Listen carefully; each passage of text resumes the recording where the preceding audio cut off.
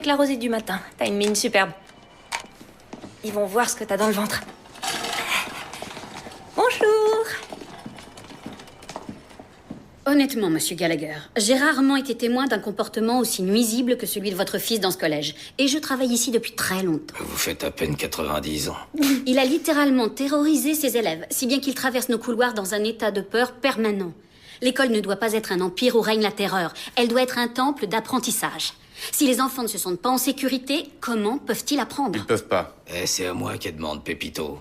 Pour réussir à lui ouvrir les yeux, il faut le forcer à se rendre compte de ce qu'il a fait, afin qu'il en tire par lui-même les conclusions qui s'imposent.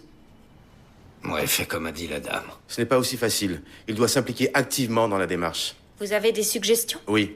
Il doit demander pardon à mon fils et aux autres élèves présents, chacun leur tour.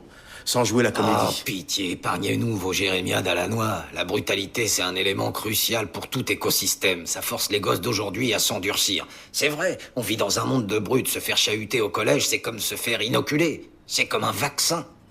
Et vous, bande de petites merdes, il faut que vous appreniez à vous tenir à l'écart des gens comme mon fils. C'est ça la leçon qu'il faut en tirer quand on se fait taper dans la gueule par une petite brute. Vous savez pourquoi Steve Jobs a eu autant de succès? Grâce aux petites brutes.